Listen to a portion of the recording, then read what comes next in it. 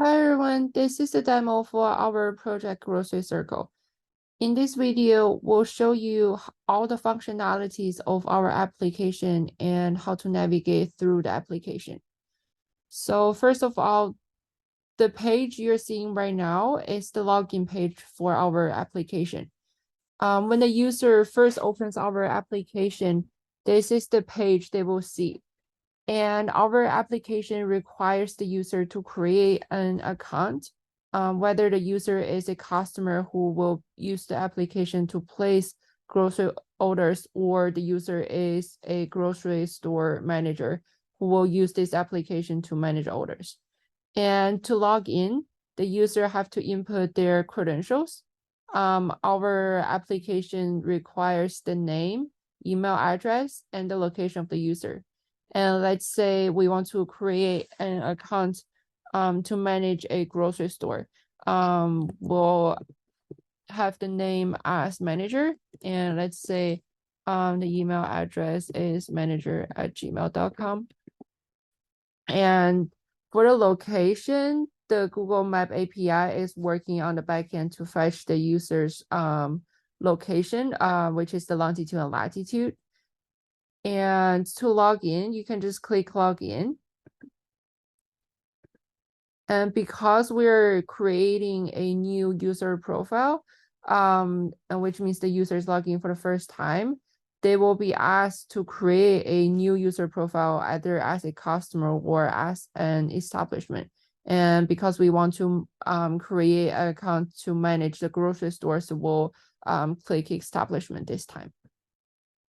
And by clicking the login page, the system will direct you to the homepage of the management system of the establishment. On this page, the manager of the grocery store will be able to see and edit the basic information about their store. Each store has name, address, description, menu, promotion, and keywords. And all of these store information are available to the customers as well. We'll show you this on the customer page later. And to edit the information, let's say we want to give it a new description. We can just click on the edit button and type in the new description.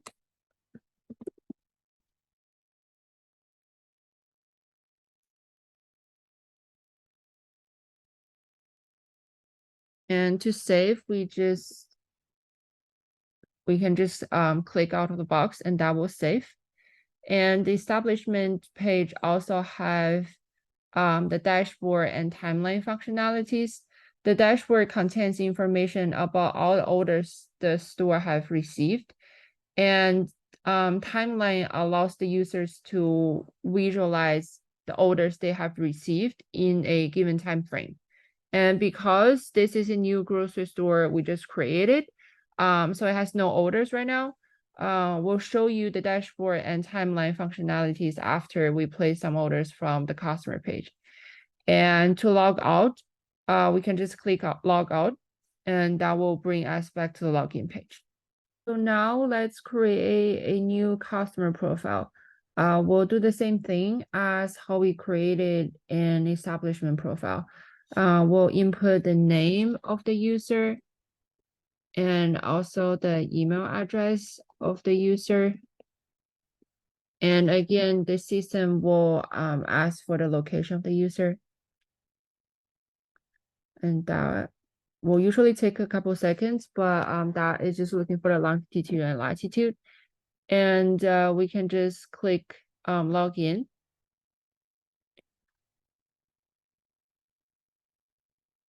And this time we want to continue as a customer.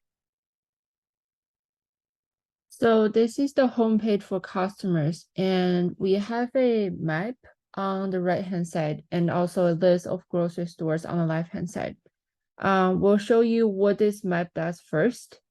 To navigate this map, the user can drag and move the map. And the user can also zoom in and zoom out the map to see the map better. There are two types of markers on this map. The right one represents the user's current location, and this is the location fetched when the user logs into our application. And each green marker on the map represents a grocery store. And if we hover over the marker, we can see the name of the grocery store. For example, this one is Harris Teeter, and this one is Target. And there's also a circle. This circle has a radius of 1 mile, and it's created with the center as the current location of the user. So this is all the basic information of the map. We will explain more about the functionalities of this map just in a minute. So now let's take a look at the left-hand side of this page. Here's a list of all the available grocery stores in the user's area. And to navigate, the user can just scroll up and down for each grocery store, just like we have introduced earlier in the establishment page. Each grocery store has name, keywords, and promotions. What is unique here is the timer. So each store has its own timer, and the timer is set for 15 minutes. This timer will begin counting down to 0 when a user places an order. And if this user or any other users place orders from the same grocery store before this timer counts down to 0, this user will be able to participate in certain promotions. And if we click on a grocery store, we'll be able to see a list of available groceries from this store. This is the menu of the this is the default menu of the grocery stores. And if the manager wants to update this menu, they can update it in the establishment page. So here, each row is a grocery item, which has the name, description, tag that shows what category this item is, and also the picture and price of the grocery item. We can scroll down and also up to see more grocery items, and to go to another page, we can either click on the arrow or just click on the number. And to add items to the shopping cart, we can either use the add and minus button, or we can just simply type in a number. And we can see that this total price is calculated automatically and synchronously, like this, as the user adds groceries to the shopping cart. To complete purchase, we can just click on complete purchase. And that will take us back to the customer's homepage. We can see that the system automatically displays the location of the grocery store for us. I think this is the Harris Teeter. Yeah, this is the Harris Teeter we just saw, and we can also navigate the map to see other grocery stores as well as the location of the user. And now, after we place an order from this grocery store, this timer has started. So if we or any other users place orders from this store within this time frame, they will be able to participate and receive certain benefits or promotions. Now, let's take a look at how we can place grocery orders from the map. We can click on the grocery store marker to see the available groceries this store has. For example, let's click on this Giant store here. And again, this is just the default menu, and it can be updated by the manager of the grocery store. And we can place some order here as well. And again, this price is calculated automatically and synchronously. And we can place some clicking place order here as well. And to complete purchase, again, we just click on complete purchase. And we can see that there was a success box here that was saying the order was submitted. And yeah, this just took us back to the home page again. And I think this is the Jiangyan store that we just placed an order from. And this is all the functionalities on the customer page. And this is all the functionalities the customer page has.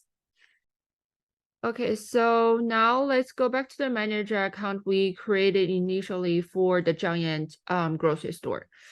The name is manager, and also the email address and location. And because this is a registered user, the system will log the user in after validating the credentials, and the system will not display the information that asks the user to register as a customer or as a establishment. We are going to look at the dashboard page. This is the order we just placed on the customer page.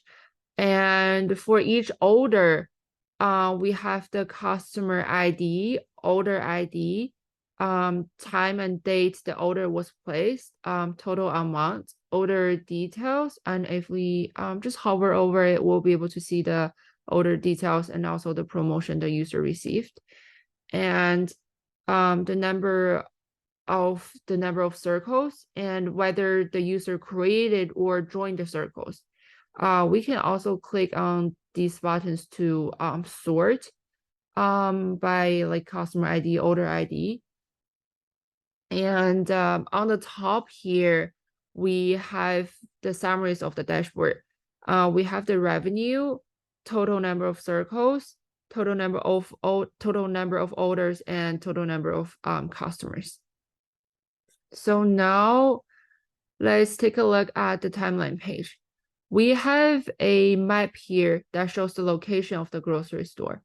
And if we click on this play button, we will be able to see all the orders the store have received in a given time frame. And we can click on this button to speed up a little bit, or we can just drag this bar to see a specific time. And of course, we can pause or stop here. And this is the button to restart this time frame bar. And now we can see that the order we just placed falls into this time frame. We can see the start and end date of the time frame, and also revenue, total number of orders and circles. And on the map here, we can see the exact location of the user that placed this order, and also the circle this user is in. So this is the demo for our application Grocery Circle. Thank you.